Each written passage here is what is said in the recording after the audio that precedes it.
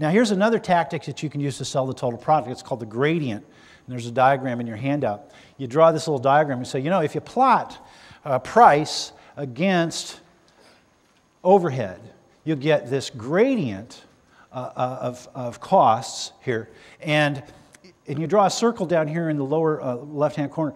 If all you want is some flyers printed on newsprint, or if all you want is some glossy postcards, there's a company in Chicago does that real fast, real easy for you. We don't do that. At the other end of the spectrum, if money were no object, let's say this is a government job, you can get a designer in here and create some really, fancy, expensive, you can get an advertising agency, create a whole new theme, color palette, they'll do a whole, massive national campaign for you, all that's going to cost you millions. Well, we don't do that either. And then you draw a circle in the middle. What we do is, and you explain to them that you are, been in business for 42 years, that your operations are in warehouse space out in the industrial park. You don't have a fancy downtown office. You don't have a bunch of artists, sitting around in suits and ties creating this stuff. You're bonded, you're insured. You own your own trucks. You own your own presses. You own your own real estate. And because of that, you're not the cheapest. You're not a mass marketer, mass producer, but you're not the most expensive either. And the psychology here is to position yourself between these other two extremes in the gradient. People want to know that they're getting good value for their money, and this is a great way to position that. And the last domain in this model is the potential product. And I don't know what the potential is in the digital printing industry, but I know this. If the automobile industry had kept up with you guys for the last 20 years, you would be able to buy a Lexus sedan loaded for about 27 cents. It would go 40,000 miles on a teaspoon of gasoline at nearly the speed of light, and it would fit on the head of a pin. I don't know.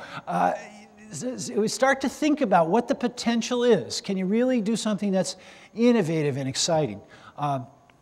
Ann Brown, who runs a company in my hometown, right down in Golden, Colorado, right down, home of Coors Beer, right down the road from where we live, they proposed this glass room for a client called Environmental Capital. They're an environmental engineering company, very green-oriented.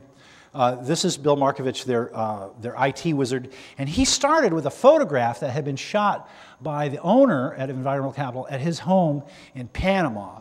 And they suggested that they turn this into, literally into a glass room.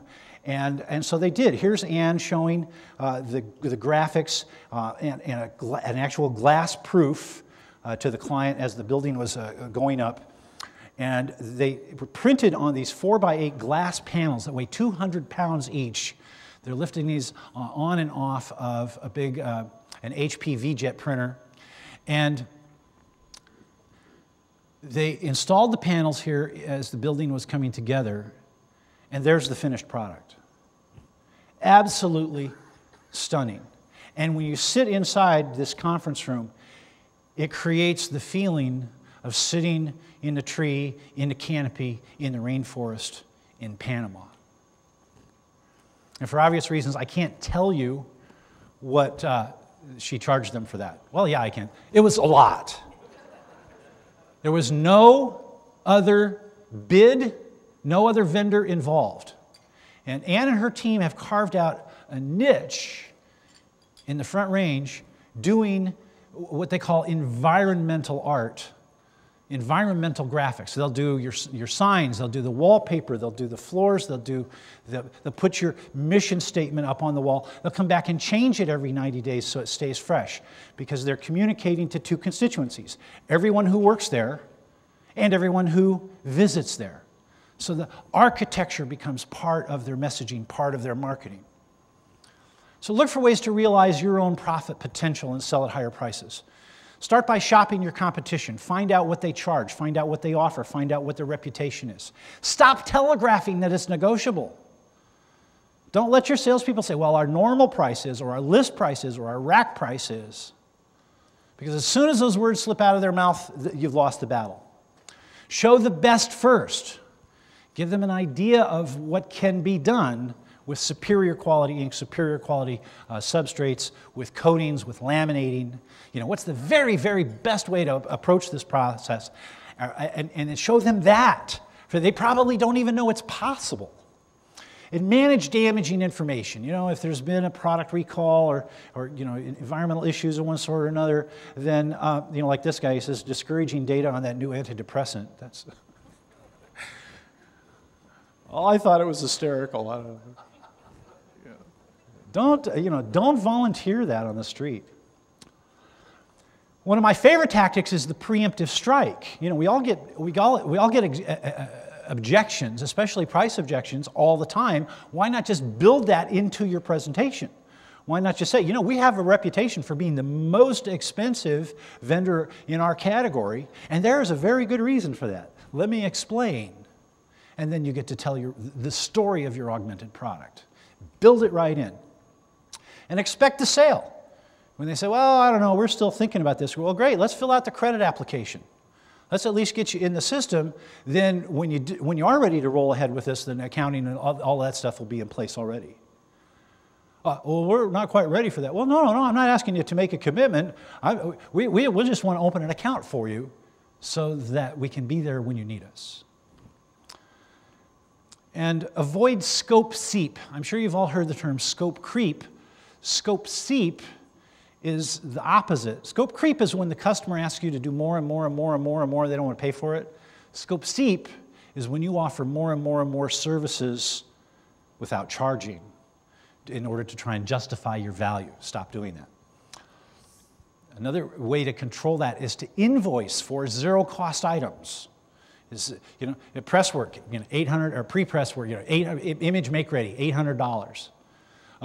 Bring it down to the bottom line, credit, you know, $800 minus, so that they look good to their scorekeeper, so they can add up. Oh, well, look at what all this price included, so that you're not comparing apples to apples with your competitors.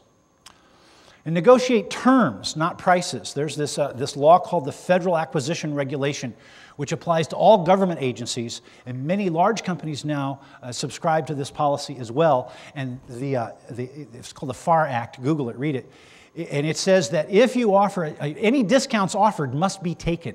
So if you offer 3% net 10, or 5% net 30 in your accounting, they have to take that discount. And that way you can charge more on the top line and still win the business. And offer bonus goods or services instead of cutting your price. When you cut your price, you're giving away cash. Offer, give them a 5% overrun or 10% overrun. Once the setup is in place, and all we have to do is push the button and put more paper in it. And how about if we, I can't change the pricing because I don't control that, but I can give you an extra, 5-10% overrun. Would that be okay? And they go, oh, wow, okay, that's fine. Now you're earning 65 points on that difference instead of giving it all away. And guarantee everything. One of my favorite examples is a trash service in Fort Lauderdale, Florida, Sunshine Trash Service.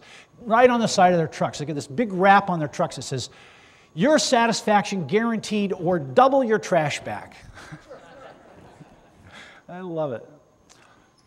And here's a homework assignment for you. Sit down with your sales team. Whatever your price is now, double it. The next quote that you write, the next proposal that you put out, take the price, double it. Then sit down in your office in a role play. One of you becomes the customer who is shocked, breathless when they hear the price. And the salesperson's job is to justify this job at that doubled price. And practice that, practice that, practice that until they feel comfortable making that presentation. Then when you send them out on the street, they sit down in front of the customer. Now it feels like a bargain for both of them. And everybody loves a bargain.